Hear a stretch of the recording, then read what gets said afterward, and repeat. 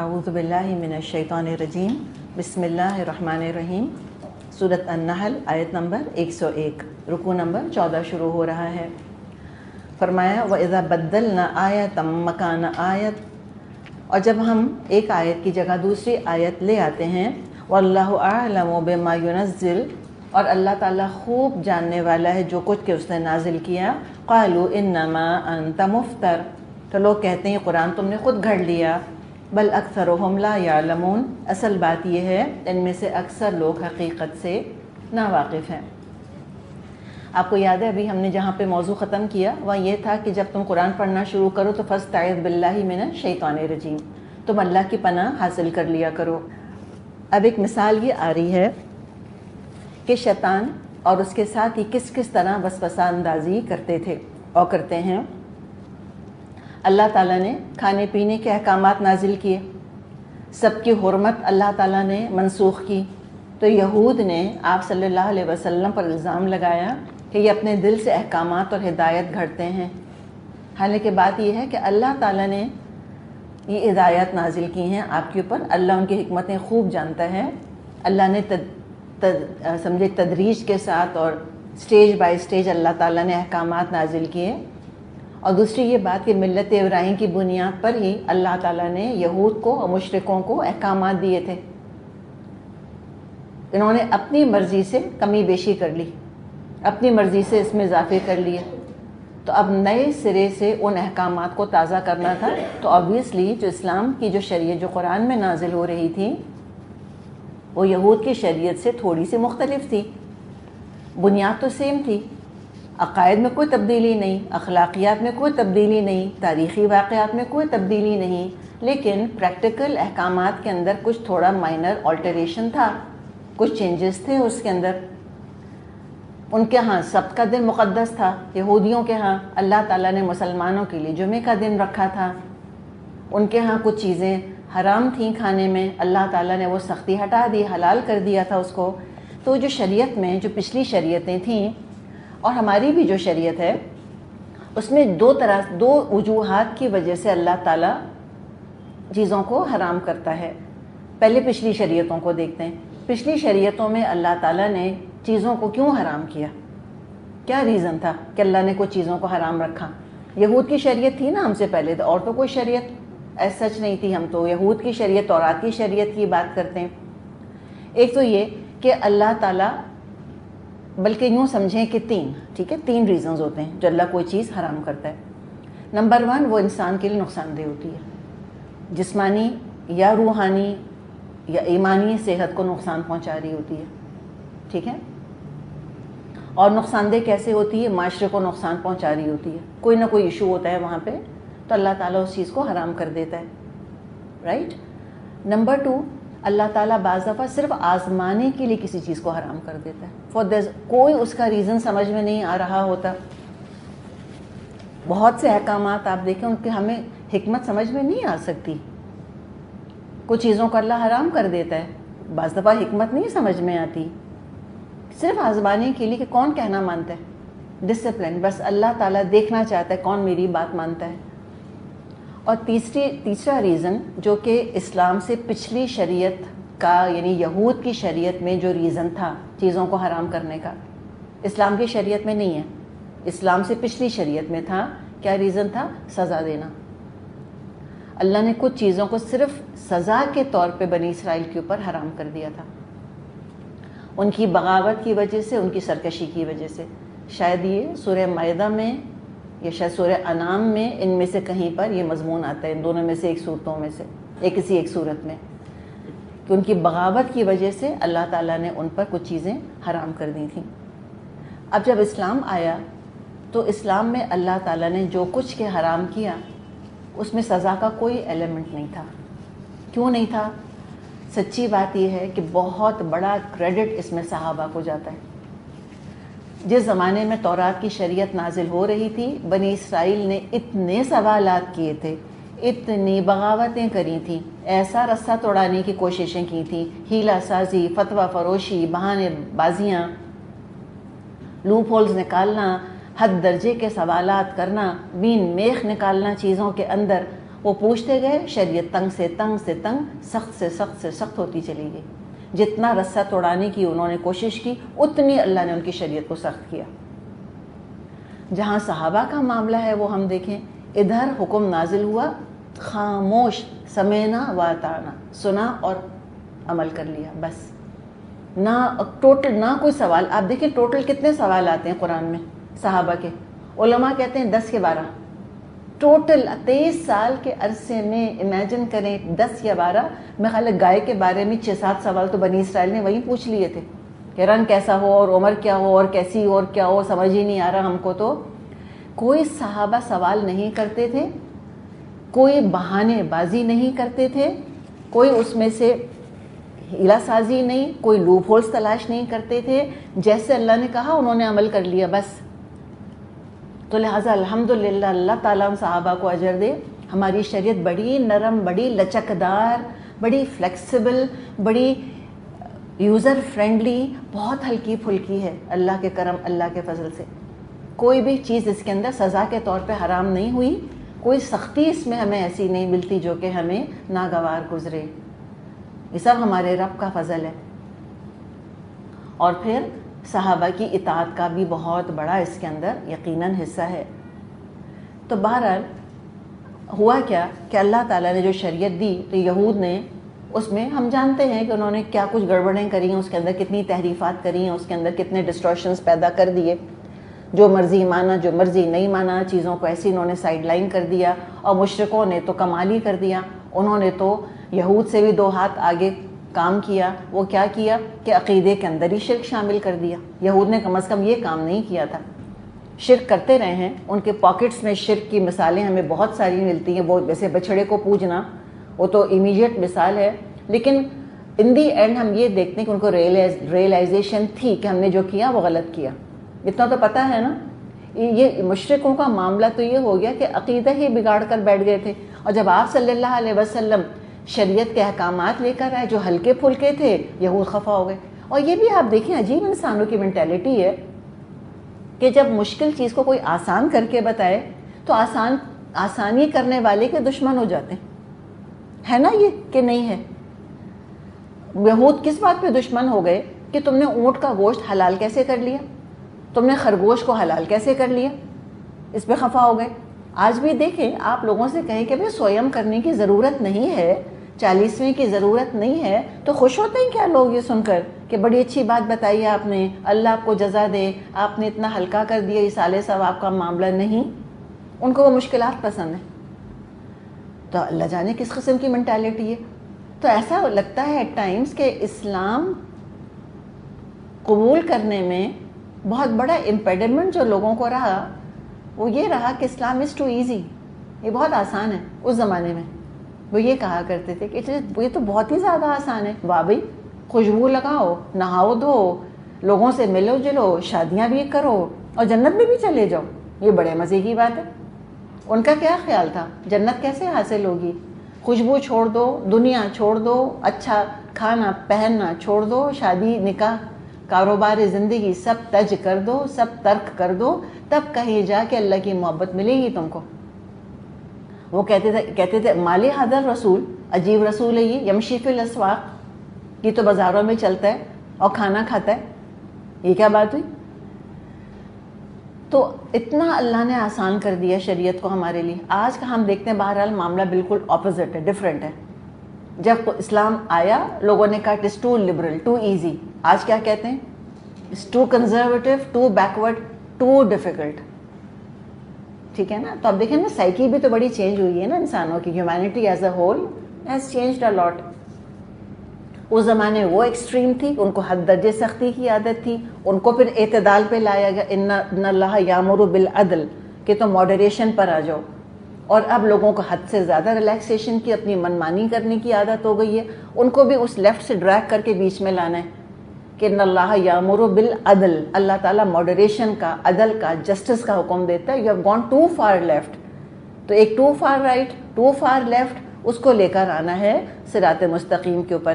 تو جب یہ اصلاح کا کام شروع کیا آپ صلی اللہ علیہ وسلم نے، عقیدے کی، عمل کی، شریعت کی اصلاح کری، تو خفائی ہو گئے.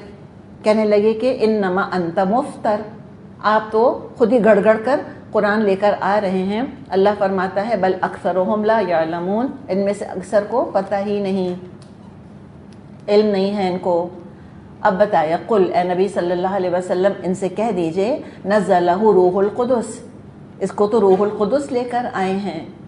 کفار کو جواب دیا کہ محمد نے صلی اللہ علیہ وسلم دل سے نہیں گھڑا، جبریل امین حق لے کر آئے ہیں. روح القدس نزلہ روح القدس من ربک بالحق، اس کو تو تھوڑا تھوڑا لے کر آ رہے ہیں روح القدس، جبریل امین. کس کی طرف سے؟ اپنے دل کی طرف سے نہیں، رب کی طرف سے. حق کے ساتھ لے کر آئے ہیں. حق کو تو غالب ہونا ہی ہونا ہے. پھر جب ایک دفعہ حق نازل کر دیا اللہ نے تو سجاوٹ کے لیے تو نہیں کیا، چومنے چاٹنے کے لیے اور برکتیں حاصل کرنے کے لیے اور فال نکالنے کے لیے تو نازل نہیں کیا، ایصال ثواب کے لیے اور حصول ثواب کے لیے تو نہیں کیا، بلکہ اللہ نے حق کے لیے کیا ہے کہ اس کو تو نافذ ہونا ہے. وَلَوْ كَرِهَ الْمُشْرِكُونَ آتا ہے قرآن میں، وَلَوْ كَرِهَ الْكَافِرُونَ. تو تھوڑا تھوڑا کر کے، بٹس اینڈ پیسز، تھوڑا تھوڑا کر کے موقع کی مناسبت سے اللہ تعالیٰ نے نازل کیا. اور کیسے نازل کیا کہ بعض دفعہ حالات کے حساب سے تھوڑی سی تبدیلیاں بھی کر دیں. پہلے کچھ کنسیشنز دیے تھے وہ واپس لے لیے وقت کے ساتھ ساتھ. مکی دور کے اندر شراب کو حرام نہیں کیا تھا، مدنی دور میں جب ایک حکومت بن گئی، لوگ اسٹیبلش ہو گئے، تو وہ شراب کی جو حلت تھی وہ اللہ تعالیٰ نے وڈرا کر لی اور شراب کو حرام کر دیا. پہلے 3 نمازیں پڑھتے تھے، اس کے بعد 5 نمازیں فرض ہو گئیں. پہلے قبرستان جانے پر پابندی لگائی ہوئی تھی آپ صلی اللہ علیہ وسلم نے، اس کے بعد اس کو پابندی کو ہلکا کر دیا، ریلیکس کر دیا. تو دونوں طرف یہ ہم دیکھتے ہیں چیز چلی ہے کہ شروع میں کچھ چیزیں زیادہ، یعنی کہ کچھ چیزیں الاؤڈ تھیں جن کو بعد میں ڈس الاؤ کر دیا، اور یہ بھی ہم دیکھتے ہیں کہ شروع میں بعض چیزیں ڈس الاؤڈ تھیں ان کو بعد میں جا کے الاؤ کر دیا. تو یہ تھوڑا تھوڑا قرآن نازل ہونے کی حکمت یہ بھی تھی کہ ایک ایولیوشن ہو رہی تھی، ایک گریجول پروسیس ہے جو چل رہا تھا اسلام کے نفاذ کا، لوگوں کی تربیت کا. شروع ہی میں سخت ترین احکامات ان کو دے دیے جاتے تو وہ بدک جاتے، وہ نہیں کر پاتے. انسانوں کے لیے آیا ہے، انسانوں کی بہتری کے لیے آیا ہے، ہم کو ہلاک کرنے قرآن نہیں آیا. اگر ہم پر ظلم اور ہم پہ سختی اور جبر کرنے کے لیے آتا اللہ اکٹھا نازل کر دیتا قرآن کو ایک ہی دفعہ میں، کرو عمل سارے کے اوپر. اب تم ایسے نہیں کیا، اور پھر چونکہ وہ تھوڑا تھوڑا نازل ہوا تو وہ ایولیوشن کی گنجائش رہی. احکامات تھوڑے تھوڑے ایوالو ہوئے، تھوڑی شکلیں بدلیں اس کی. کیوں؟ لِيُثَبِّتَ الَّذِينَ آمَنُوا، تاکہ اللہ تعالیٰ ایمان والوں کو ثابت کر دے، دل اور قدم دونوں جماتے ان کا عمل پختہ کر دے. فرما برداروں کے قدم مضبوط ہو جائیں. قدم قدم پر ہدایت آنا اور دھیرے دھیرے خود کو بدلنا آسان ہے. تو اپنے ساتھ بھی بہت زیادہ آپ سختی مت کریں، تھوڑا تھوڑا بدلیں اپنے آپ کو. فرائض سے شروع کریں اور اس میں پلیز گھر والوں کو ساتھ لے کے چلیں، ان سے ڈسکشنز کریں. ہو سکتا ہے مانیں، ہو سکتا ہے نہ مانیں. مان گئے الحمدللہ ساتھ چلیں، قافلہ بنے گا. نہیں مانتے تو کہہ دیں انی ذاہب الی ربی سیہدین، میں اکیلی چل پڑتی ہوں اللہ کی طرف، وہی ہدایت دے گا. ابراہیم علیہ السلام نے تو بہت کوشش کر لی، کوئی ساتھ دینے کو تیار نہ ہوا تو چل پڑے تھے نا اکیلے. سارہ تھی ساتھ اور لوط علیہ السلام تھے، بس دونوں کو لے کے چل پڑے اللہ کی طرف. لیکن کوشش تو سب کو لے کے کرنے، سب کو ساتھ لے کے چلنے کی کوشش تو کرنی چاہیے.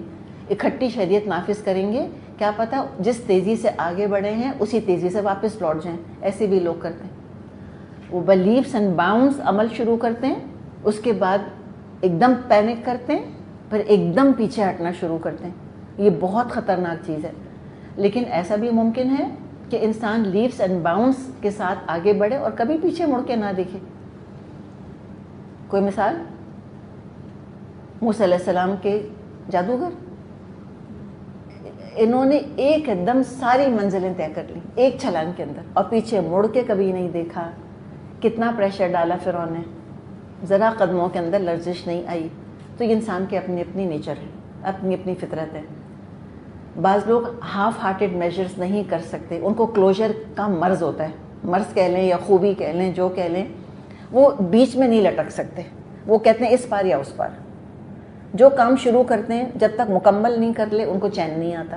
بعض لوگ ہوتے ہیں وہ کچھوے کی رفتار سے چلتے رہتے ہیں، لیکن بہرحال تیزی سے آگے بڑھ کے پیچھے لوٹنے کے مقابلے میں کچھوے کی رفتار سے تھوڑا تھوڑا چلنا بہتر ہے.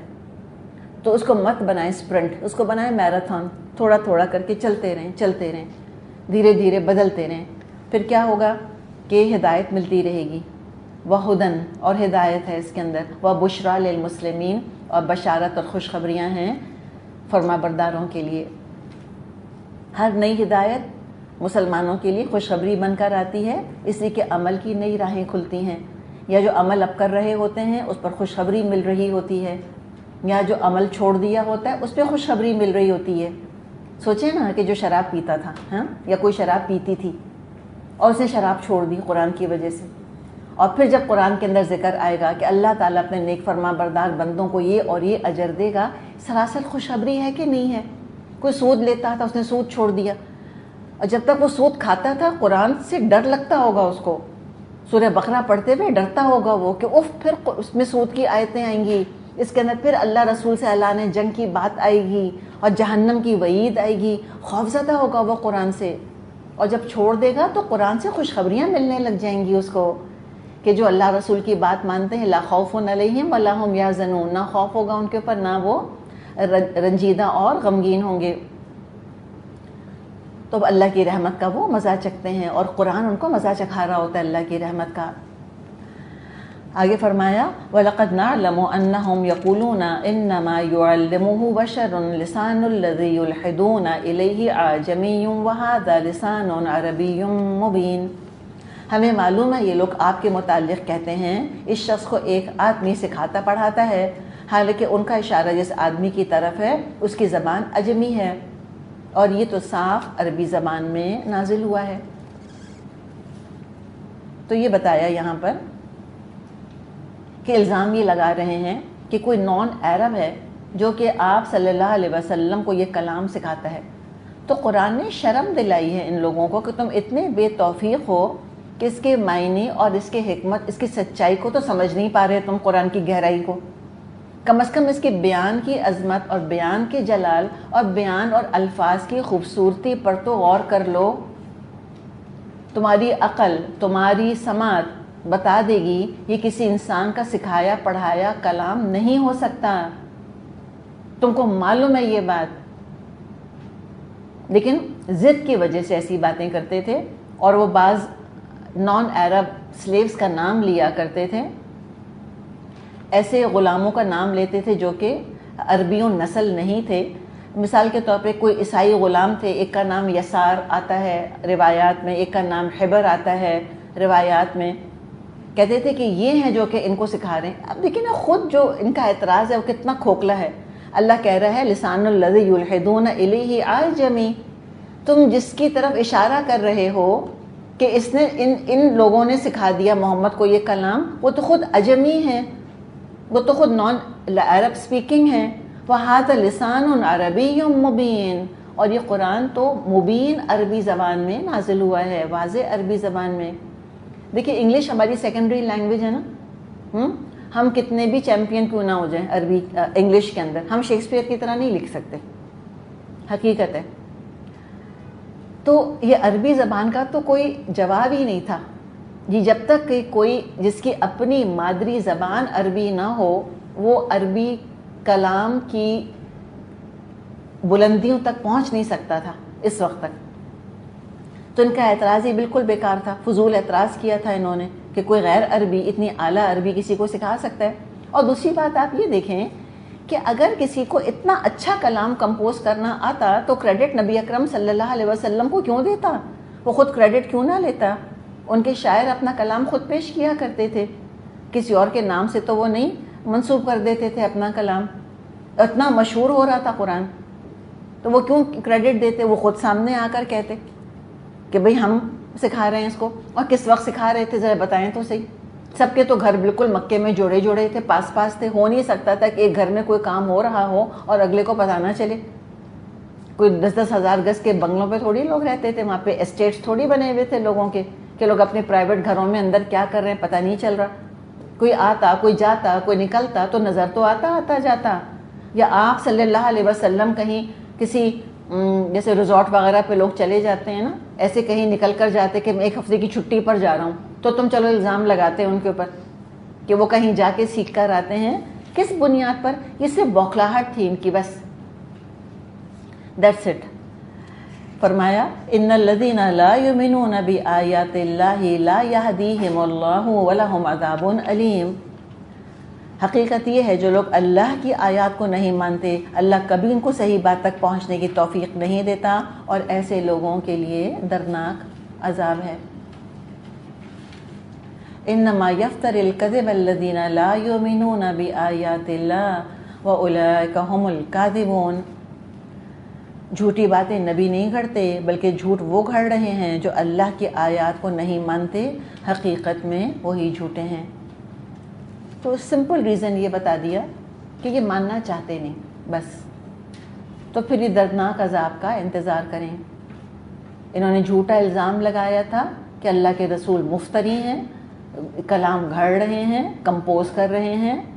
اللہ ان کا جرم واضح کر رہا ہے کہ یہ خود پکے جھوٹے ہیں. محمد جھوٹے نہیں ہیں نعوذ باللہ، یہ خود جھوٹے ہیں. اور سیدھی بات دیکھیں کہ کسی کو ہدایت مل نہیں سکتی جس نے زندگی میں قرآن نہیں کھولا. کوئی دنیا کی کتاب، کوئی نصاب، کوئی ٹیکسٹ، کوئی بزرگوں کے قصے، جو مرضی پڑھ لیں، جو مرضی. جب تک اللہ کی آیات رہنمائی نہیں کریں گی، جب تک زندگی میں قرآن کو کوالٹی ٹائم نہیں دیں گے، نہیں ملے گی ہدایت. 100% بات درست ہے اپنی جگہ. کسی اور ٹیکسٹ سے کچھ نہیں ملنے والا. تو کہا کہ یہ جو کہتے ہیں کہ یہ جھوٹ گھڑ رہے ہیں اور یہ خود جھوٹے ہیں، کہ کہتے ہیں ان کو ایمان نہیں لانا اور نبی اکرم صلی اللہ علیہ وسلم پر الزام لگاتے ہیں، ان کے ہاں تو ان کے لیے تو اللہ کے پاس عذاب تیار ہے. اچھا، اب جب یہ بات اللہ تعالیٰ نے فرمائی کہ کچھ لوگ ایسے ہیں جو کہ اللہ کی آیات کو نہیں مانتے اور صاف کہہ رہے ہیں کہ ہم کفر کر رہے ہیں. اب مکے میں آ جائیے. مکے میں ڈیفینیٹلی کفار تو یہ کر رہے تھے. اور مکے میں کون تھے؟ مسلمان تھے، صحابہ تھے. صحابہ کی 2 کیٹیگریز تھیں. ایک وہ صحابہ تھے کہ جو اعلیٰ خاندانوں کے تھے، جن کے اپنے بڑے اسٹرانگ قبیلے تھے، جس میں کہ مثال کے طور پہ خود نبی اکرم صلی اللہ علیہ وسلم اور کچھ صحابہ بھی تھے جنہوں نے اسلام قبول کیا.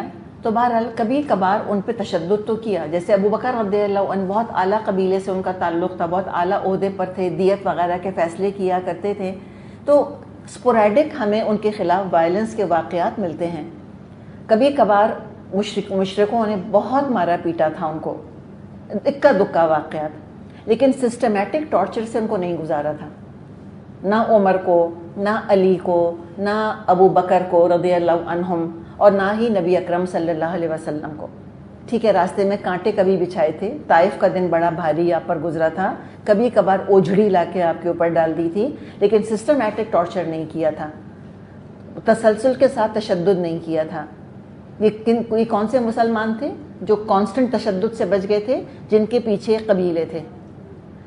اچھا، کچھ ایسے وہاں پر مسلمان تھے کہ جن کو موالی کہا جاتا تھا. موالی، یہ موالی کون تھے؟ یہ نان قریشی تھے. یہ قریش کے قبیلوں سے ان کا تعلق نہیں تھا. یہ مکے سے باہر کے رہنے والے تھے، لیکن مکے آ گئے تھے اور مکے میں کسی قبیلے کے ساتھ انہوں نے حلیف کا رشتہ قائم کر لیا تھا. ایک فرینڈشپ کا، پروٹیکشن کا انہوں نے رشتہ قائم کر لیا تھا.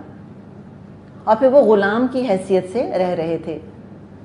جیسے مثال کے طور پہ یاسر تھے، جیسے مثال کے طور پہ سمیہ تھیں، جیسے کہ بلال تھے. ہم جانتے ہیں نا بلال کون تھے.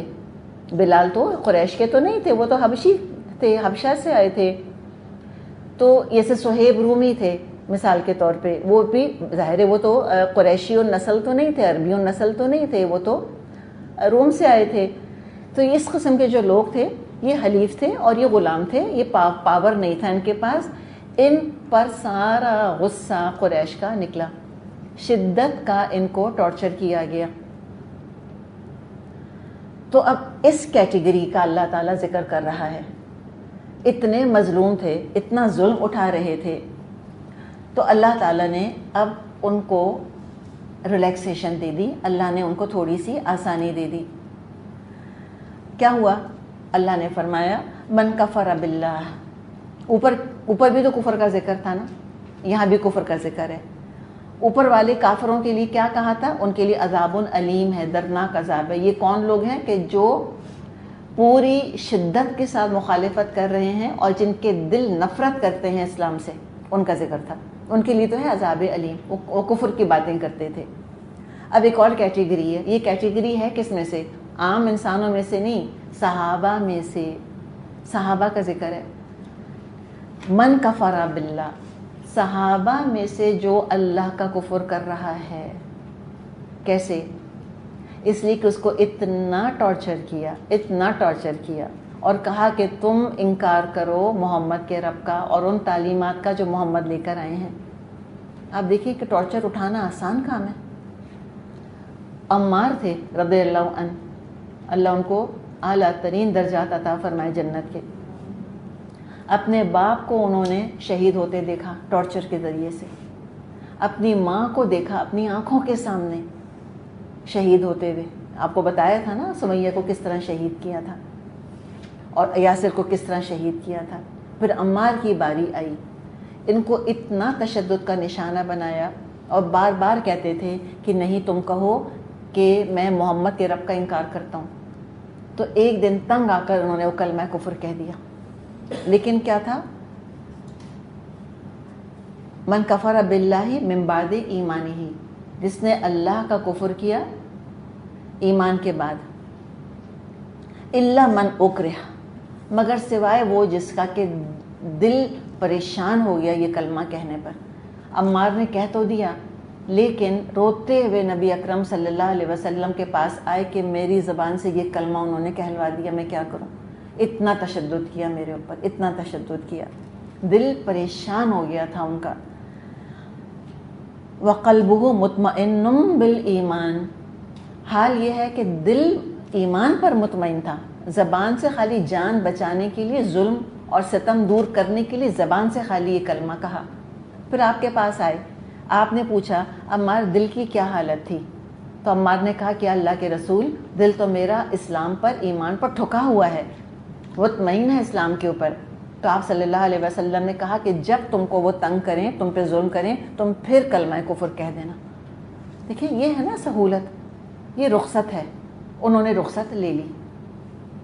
تو رخصتوں کی اجازت ہے، جب جان پر بن جائے، برداشت نہ ہو پائے۔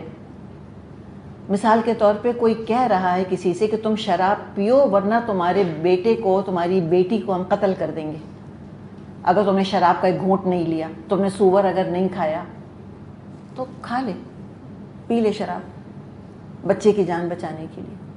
تو یہ ہر انڈیویجول خود سمجھتا ہے، اور جس کے اندر جتنا زیادہ ایمان ہے وہ عام چھوٹی موٹی آزمائش میں کلمہ کفر نہیں بولے گا، بہت بڑی آزمائش پڑے گی تو کہیں اس کی زبان سے یہ بات نکلے گی۔ امیجن کریں لیول آف ٹارچر کہ صحابہ کی زبان سے کفر کا کلمہ نکل گیا، اور ساروں میں سے کتنوں کی؟ ایک بس عمار، لیکن بلال نو، مکے کی گلیوں میں گھسیٹتے تھے ان کو، اور وہ کہتے تھے احد احد۔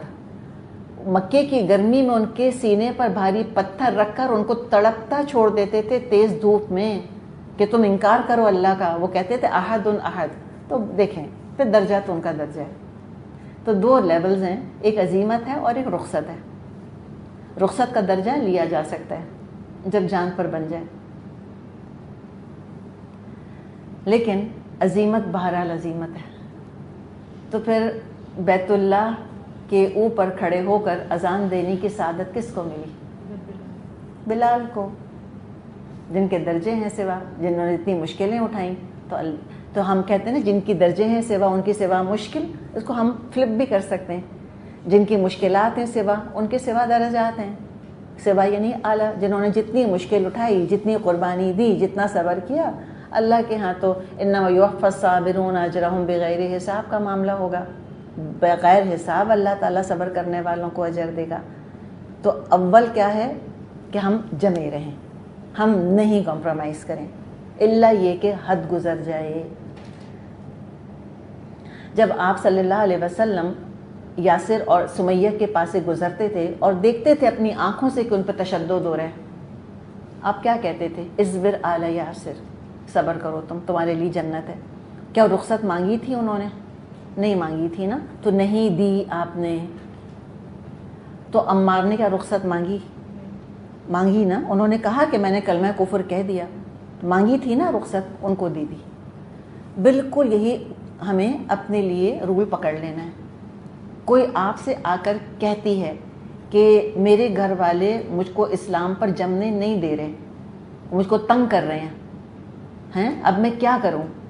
ہمارے آپ کو پتہ ہے ایک مصیبت ہے حجاب کا کرنا لگتا ہے کہ سب کے جیسے کلیجوں کے اوپر سانپ لوٹ جاتے ہیں نا، یہ مسئلہ ہے. سب کے سٹیٹس گرنے لگتے ہیں، سب کی بے عزتی ہونے لگ جاتی ہے، سب شرم سے پانی ہونے لگ جاتے ہیں. مردوں کا معاملہ، اور بڑی بوڑھیاں پریشان ہو جاتی ہیں. اگر شادی شدہ لڑکی ہے تو کہتے ہیں طلاق ہو جائے گی، غیر شادی شدہ ہے تو کہتی ہیں شادی نہیں ہوگی. ایک طوفان کھڑا ہو جاتا ہے چاروں طرف سے. کوئی آپ سے آ کر کہتی ہے مجھ سے برداشت نہیں ہو رہا، اب میں سوچتی ہوں اپنا حجاب اتار دوں. آپ کیا اتار دوں؟ آپ اجازت دے دیں گی نا؟ وہ آپ سے کہہ رہی کہ میں اتار دوں، آپ کہیں گی کر لو. اتنی ہی مصیبت تم پہ پڑ گئی. ایک کہہ رہی کہ نہیں کچھ بھی ہو جائے میں تو نہیں اتاروں گی. اور ہم دیکھ رہے ہیں کہ بھئی ہسبینڈ تنگ کر رہا ہے، ماں باپ پریشر ڈال رہے ہیں، اس کو نوکری سے نکال دیا ہے اس کے حجاب کی وجہ سے، اس کو کسی کالج میں داخلہ نہیں مل رہا فار ایگزامپل. وہ کہہ رہی کچھ ہو جائے میں نہیں اتاروں گی. ہم نہیں مشورہ دیں گے کہ ہاں اتار دو، تم پہلے میاں کو دیکھو، پہلے نوکری پکڑ لو، پہلے تم ڈگری لے لو، اس کے بعد حجاب کا کیا ہے وہ تو ہوتا رہے گا. وہ تو رخصت نہیں مانگ رہی تو کیوں دے رہے ہیں اس کو؟ ہم بعض دفعہ خود ہی ہمدردی کر کر کہتے کہ اتنی سختی نہ کرو اپنے ساتھ، ابھی ٹھہر جاؤ، اتنی جلدی نہ کرو، اتنا آگے مت بڑھو. کیوں کہتے ہیں ایسے؟ کیوں پکڑ کے گھسیٹتے ہیں لوگوں کو؟ نہیں کریں. جو رخصت مانگتا ہے اس کو دے دیں، جو نہیں مانگتا اس کو نہیں دیں. اپنی طرف سے ہمدردیاں نہیں کریں اس کے ساتھ اس طرح سے. اللہ سے کوئی بلا وجہ کے ایکسٹریم پر جا رہا ہے جس کا اسلام نے حکم ہی نہیں دیا. کوئی کہہ رہا ہے کہ اچھا ہم تو اب اپنا ملک چھوڑ کے ہم تو آئی ایس جوائن کر رہے ہیں جا کے. بھائی اس کو تو پکڑیں، اسلام نے تو نہیں حکم دیا کہ آپ آئی ایس جوائن کر لیں جا کے اور اپنا گھر بار چھوڑ کے اور آپ جہادی برائڈ بن جائیں جا کے. یہ تو کوئی نہیں کہہ رہا. تو ایکسٹریم کی بات ہم نہیں کر رہے، ہم تو نارمل مین اسٹریم اسلام کی بات کر رہے ہیں. تو یہ بات یہاں پر ہے، بڑا امپورٹنٹ رول ہے کہ من کفر باللہ من بعد ایمانہ الا من اکرہ وقلبہ مطمئن بالایمان. جو شخص ایمان لانے کے بعد کفر کرے، وہ اگر مجبور کیا گیا اور دل اس کا ایمان پر مطمئن ہے، یعنی مطلب کیا ہے، تو خیر ہے، دین اٹس اوکے. ایسا شخص کیا کرے گا؟ جو ہی حالات آسانی کی طرف جائیں گے فوراً دوبارہ اپنا عمل درست کر لے گا. رخصت لے کر بیٹھا نہیں رہے گا. اگر پاؤں پھسل گیا، کیچڑ میں توازن نہیں رکھ سکے تو گر جائیں گے. کیچڑ میں گرنے کے بعد مزہ تو نہیں آنے لگ گیا کہ کیچڑ میں ہی لوٹ رہے ہیں بس. اب وہ گندگی مل رہے ہیں اپنے اوپر، کہتے نہیں ہم یہی ریلیکس ہے، میرا کمفرٹ زون کیچڑ ہی بن گئی، مجھے کیڑوں سے بڑی دوستی ہو گئی ہے، آئی لو میگٹس ناؤ. نہیں، یہ نہیں ہوتا. مجھے بدبو اچھی لگنے لگ گئی ہے. نہیں، جیسے ہی موقع ملے گا وہ فوراً کھڑا ہو جائے گا، فوراً کیچڑ دھوئے گا اپنے اوپر سے، گندگی کو دور کرے گا اور وہ حیاتاً طیبتاً کی طرف دوڑ پڑے گا دوبارہ. یہ نشانی ہے کہ اس کو مجبور کیا گیا تھا، وہ کرنا نہیں چاہ رہا تھا. امیجن کریں زبردستی جس کو کہ شراب پلا دی، زبردستی جس کو سور کھلا دیے، کیا پتہ وہ نوالا لے کر منہ میں بیٹھا رہے، اور جیسے اس کے بچے کو چھوڑا فوراً تھوکے گا، وہ کلی کرے گا، وہ برش کرے گا، اس کو گھن آئے گی، اس کو ابکیاں آئیں گی، اس کو وامٹنگ کرنے کا دل چاہے گا. یہی ہوگا نا. تو یہ ایک معاملہ اپنی جگہ. لیکن آپ دیکھیں بعض دفعہ ہوتا یہ ہے کہ جب لوگ عارضی طور پہ مہلت مانگتے ہیں کہ فی الحال ہم یہ کام نہیں کرنا چاہتے، پھر وہ زندگی بھر نہیں کرتے. ایٹ ٹائمس وہ کہتے ہیں اس وقت بہت مشکل ہے، پھر وہ آ کے وہ گھر کے بڑوں سے بات کرتے ہیں کہ پلیز مجھ کو آپ کہہ دیں کہ اچھا ٹھیک ہے تم مت کرو، اور آلریڈی ڈیسائیڈ کر لیا ہوتا ہے انہوں نے کہ ہمیں نہیں کرنا. وہ اور کہانی ہے، اللہ سب کے دلوں کا حال جانتا ہے. تو اگر کوئی اتنا مجبور ہے تو پھر اور بات ہے. وَلَكِن مَنْ شَرَحَ بِالْكُفْرِ صَدْرًا، لیکن جس نے اپنا دل کھول دیا کفر کے لیے، جس نے عمل کر کر پھر عمل چھوڑا، آگے بڑھ کر جو پیچھے ہٹا، تو سن لیں کان کھول کے، اچھے خاصے نمازی پرہیزگار ہو گئے تھے، سود چھوڑ دیا تھا، شراب چھوڑ دی تھی، جوا چھوڑ دیا تھا، زنا چھوڑ دیا تھا، پورنوگرافی چھوڑ دی تھی، اور پھر دوبارہ پورنوگرافی شروع، پھر شراب شروع، پھر جوا شروع، پھر نمازیں مس، پھر داڑھی کٹوا دی رکھنے کے بعد. وَعَلَيْهِمْ غَضَبٌ مِّنَ اللَّهِ، تو ان پر ہے اللہ کا غضب. اور یہ ہم پڑھیں گے سورہ طٰہٰ میں کہ جس پر اللہ کا غضب ٹوٹا وہ تو برباد ہو کے رہا. بجلی دیکھیں جو گرتی ہے درخت کے اوپر، پل بھر میں آنن فانن بھسم کر دیتی ہے اس کو، اور اللہ کی مخلوق ہے بجلی. اور جس پہ اللہ کا غضب گرے گا وہ کیا پنپے گا، کیا حاصل کر لے گا سوائے نحوست کے اور بے برکتی کے اور شیطان کے شر کے؟ ملے گا کیا اس کو؟ اللہ کا غضب اس کے اوپر، ساری برکت ختم، سارا اللہ اپنا رحم اس سے ہٹا لے گا، ساری پروٹیکشن اللہ کی ہٹ جائے گی. وَلَهُمْ عَذَابٌ عَظِيمٌ، اور ایسے سب لوگوں کے لیے دردناک عذاب ہے، بہت بڑا عذاب ہے. تو یہ مکے میں جو کمزور مسلمان تھے ان کے لیے اللہ تعالیٰ نے سہولت دے دی. تو کلمہ طیبہ پڑھنا اللہ سے عہد ہے، بہت سنجیدہ معاملہ ہے. یہ ایسا معاملہ نہیں ہے کہ موڈ ہوا تو اسلام پہ عمل کر لیا اور خفا ہو گئے تو اسلام چھوڑ دیا، دل بھر گیا تو اسلام سے منہ موڑ کر چلے گئے. نہیں، یہ بڑا زبردست عہد ہے جو کوئی کرتا ہے.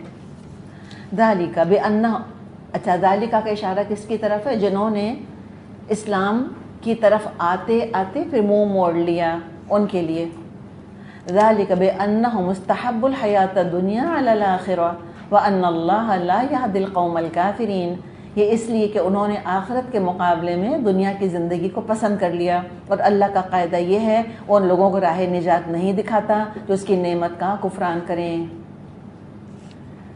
تو انہوں نے خود سلیکٹ کر لیا، آخرت بیچ دی، دنیا حاصل کر لی. دین کی پابندیاں اچھی نہیں لگیں، ایمان مجھے روکے ہے تو کھینچے ہے مجھے کفر، کعبہ میرے پیچھے ہے کلیسا میرے آگے. یہ وہ لوگ ہیں. اسلام اچھا لگا، قبول کر لیا، کچھ عرصے بعد دل گھبرانے لگ گیا، پابندیاں بری لگنے لگ گئیں، دنیا کی رنگینیاں پکارنے لگ گئیں، شیطان نے گناہوں کو مزین کر کے دکھا دیا تو پھسل گئے. سورہ اعراف میں کہا تھا نا اللہ نے فانسلخ منہا، نکل بھاگا وہ شریعت کی پابندیوں سے، مرتد ہو گئے. تو اس کا مطلب ہے کہ ایمان دل میں اترا ہی نہیں تھا. اللہ تعالیٰ ایسے کافروں کو، ناشکروں کو، کفران نعمت کرنے والوں کو، اور کون سی کس نعمت کا کفران کیا؟ ہدایت جیسی نعمت کا. اللہ نہیں ہدایت دیتا پھر ان کو. ہدایت ایسی معمولی چیز نہیں ہے کہ ان کے نخرے اٹھائے جائیں اور ہدایت ان کے پیچھے پیچھے پھرے اور کہے کہ اللہ کے واسطے مجھے قبول کر لو. نہ، ایسے متکبروں کو اللہ ہدایت نہیں دیتا. اولئک الذین طبع اللہ علی قلوبہم وسمعہم وابصارہم، یہ وہ لوگ ہیں کہ جن کے دلوں اور کانوں اور آنکھوں پر اللہ نے مہر لگا دی. وَأُولَئِكَ هُمُ الْغَافِلُونَ، اور یہ غفلت میں ڈوب چکے. لا جرم انہم فی الآخرۃ هم الخاسرون، آخرت میں یہی خسارے میں رہیں گے. اتنی خطرناک یہ آیت ہے نا کہ جو لوگ اسلام کا کھیل کرتے ہیں، on again off again relationship جن کی رہتی ہے اسلام کے ساتھ، پارٹ ٹائم مسلم جو ہوتے ہیں، فیئر ویدر فرینڈز جو ہوتے ہیں، موڈی قسم کے لوگ، جی چاہا تو کر لے، جی چاہا تو نہیں. نعوذ باللہ اسلام کو کوئی انہوں نے بفے سمجھ لیا کہ کوئی چوائس ان کے پاس ہے کہ جو سلیکٹ کر لیا، جو اچھا لگا وہ لے لیا، جو اچھا نہیں لگا وہ چھوڑ دیا. اللہ ان کی فطرت کا نور بجھا دے گا اندر سے، سخت سزا دے گا. اس سے سخت سزا ہو نہیں سکتی کہ اللہ تعالیٰ مہر لگا دے دل کے اوپر، اور اللہ تعالیٰ مہر لگا دے سماعت کے اوپر، اللہ مہر لگا دے آنکھوں کے اوپر. دل سوچتا ہی نہیں اللہ کے بارے میں، کھانے کا، پینے کا، دنیا کا، بس یہی سوچ سوچ کے مرے جائیں گے. اسی کے لیے روئیں گے اور پیٹیں گے اور ہنسیں گے اور گائیں گے. اور آنکھوں کے سے بھی یعنی کچھ نظر نہیں آتا، کانوں سے کچھ سنائی نہیں دیتا سوائے دنیا کے. چھا گئی ہے حواسوں کے اوپر، مسحور کر لیا دنیا نے ان کو. قرآن سنتے بھی ہیں تو دلوں تک پہنچتا ہی نہیں، اثر ہی نہیں کرتا دلوں کے اوپر. واقعی کتنے لوگ ایسے ہیں، اتنی اذیت ہوتی ہے سنا قرآن سن کے، جو بوریت اور اکتاہٹ ہوتی ہے، بس نہیں چلتا. بولنے والے کو چپ کرا دیں، 2 منٹ قرآن کی بات نہیں سنی جاتی، اور گھنٹوں گھنٹوں فضولیات کے لیے وہ اپنے کان اور اپنی آنکھوں کو حاضر رکھتے ہیں. لٹرلی 2 منٹس میں ان کا پیشنٹ رن آؤٹ کر جاتا ہے، پیشنس. ایک ہی ٹاپک کو، دنیا کے ٹاپک کو 10 دفعہ ڈسکس کر لیں، وہ 10 دفعہ ڈسکس کرنے کو تیار ہیں. دین کی بات 2 دفعہ دہرائیں، کہتے ہیں آپ ایک ہی بات کیے جاتی ہیں، آپ وہی بات کیے جاتی ہیں. اللہ تعالیٰ بچائے، اللہ بچائے. ایک تو اللہ مبلغوں کو بچائے کہ وہ بھونڈے طریقے سے تبلیغ کر کے لوگوں کو اکتا دیں، اور اللہ تعالیٰ جن کو تبلیغ کی جا رہی ہے ان کو اللہ بچائے شیطان کے شر سے کہ وہ قرآن کی دعوت سن سن کر اکتانے لگ جائیں اور بور ہونے لگ جائیں. اس کا مطلب ہے کہ مہر لگ گئی ہے اور پھر یہ غفلت میں پڑے رہیں گے. ٹھیک ہے، سمیٹیں دنیا، پھر دیکھتے ہیں آخرت جب آئے گی تو کیا جواب دیں گے اللہ کو. دیکھتے ہیں کتنا رہتے ہیں، دیکھتے ہیں کتنا کھاتے ہیں، دیکھتے ہیں کتنا کماتے ہیں، دیکھتے ہیں کتنا دیکھتے ہیں. ایک انٹرٹینمنٹ نے دلوں پر واقعی جو غفلت طاری کی ہوئی ہے، سوائے انٹرٹینمنٹ کے سوچتے ہی کچھ نہیں ہے. جو 2 منٹ ایکسٹرا ملیں گے فون کے اوپر کیا دیکھیں گے؟ کوئی نہ کوئی فضول چیز. دنیا زمانے کی چیزیں موجود ہیں، 5-5 منٹ کی فضول کلپس، نہ فائدہ نہ حاصل جن چیزوں کا. فرمایا پہ یہی غافل ہیں، یہی قیامت کے دن نقصان اٹھائیں گے. اور فائدہ کون اٹھائے گا؟ ثم ان ربک للذین ہاجروا من بعد ما فتنوا ثم جاہدوا وصبروا ان ربک من بعدها لغفور رحیم. بخلاف ان کے جن لوگوں کا حال یہ ہے جب ایمان لانے کی وجہ سے وہ ستائے گئے تو انہوں نے گھر بار چھوڑ دیے، ہجرت کی، اللہ کی راہ میں سختیاں جھیلیں اور صبر سے کام لیا. ان لوگوں کے لیے یقیناً تیرا رب غفور اور رحیم ہے. ابھی جو ثم آ رہا ہے نا، اس کو دیکھیں. ثم سے کلام کہاں جا رہا ہے؟ ان لوگوں کے حال سے مل رہا ہے جو مکہ میں تھے اور وہاں زبانی طور پہ کمپرومائز کرنے پر مجبور ہو گئے تھے اور کلمہ کفر کہہ بیٹھے تھے، تشدد کے ذریعے سخت فتنے میں مبتلا کیے گئے تھے. صہیب، عمار، یہ سارے کے سارے اب انہوں نے ہجرت کر لی، مدینہ آ گئے اور اسلام کے لیے اپنی جانوں مالوں کا نذرانہ پیش کیا اور مصائب پہ صبر کیا. تو ان تمام اعمال کی وجہ سے اللہ کی مغفرت، اللہ کی رحمت کے مستحق ہو گئے. تو یہ پتہ چل گیا کہ صبر کی کمی یا ایمان کی کمزوری کی وجہ سے کلمہ کفر نہیں کہا تھا، بلکہ ناقابل برداشت مصیبت کو ٹالنے کے لیے کیا تھا. اور یہ رول ہے اسلام کا، لا یکلف اللہ نفسا الا وسعہا. اللہ کسی جان پر اس کی برداشت سے زیادہ مشقت نہیں ڈالتا. اگر کسی کے وہ تشدد کے ساتھ اس کے ناخن کھینچ رہے ہیں، اس کو جلا رہے ہیں، اس کو کوئلوں پہ لٹا رہے ہیں، کیا کچھ کر رہے ہیں، اور اس پر وہ اپنی جان بچانے کے لیے اس نے کہہ دیا تو کوئی بات نہیں. اور پھر انہوں نے ثبوت دے دیا، جب موقع ملا تو کھل کر اسلام کا دفاع اور حمایت کری اور مدافعت کری. اور کوئی ایسا بھی تھا جس نے واقعی اسلام چھوڑ کر کفر اختیار کر لیا تھا، کیا پتہ کوئی ہو ایسا، پھر شرمندہ ہوا، واپس اسلام میں لوٹ آیا. ہمیں کچھ ایسے 1-2 نام ملتے ہیں سیرت میں، کچھ ایسے تھے جنہوں نے اسلام چھوڑ دیا تھا مدینے میں اور مکہ چلے گئے تھے وہ، اور پھر اس کے بعد فتح مکہ کے موقع پہ پھر وہ دوبارہ اسلام لے آئے. تو بعض دفعہ کچھ آپ نے دنیا میں بھی دیکھا ہوگا، میں تو خود پرسنلی جانتی ہوں کچھ لوگوں کو، بورن مسلمز، بالکل اسلام چھوڑ دیا، اسلام کو برا بھلا کہنا، نمازیں نہیں پڑھنا، ایک ضد باندھ لی اسلام سے. کئی سال اس طرح گزرے ان کے، کئی سال، اور اس کے بعد پھر لوٹ آئے. تو انجام تو بخیر ہوا نا کم از کم. تو ایسے ہوتا ہے، ان بٹوین چیزیں چلتی ہیں. ہم کسی ایسے کو دیکھیں، دعا کریں اللہ سے کہ اللہ تعالیٰ اس کو موت نہ آئے جب تک اللہ تو اس سے راضی نہ ہو جائے. بس ایک دعا، 100 دعاؤں کی ایک دعا ہے، اللہ مہلت دے، اللہ مہلت دے، اللہ اس کو موت نہ آئے، ولا تموتن الا وانتم مسلمون. بس اللہ تو نے یہ کہا ہے نا ہم سے کہ تم ہرگز مت مرنا مگر اس حال میں کہ تم اللہ کے فرما بردار ہو.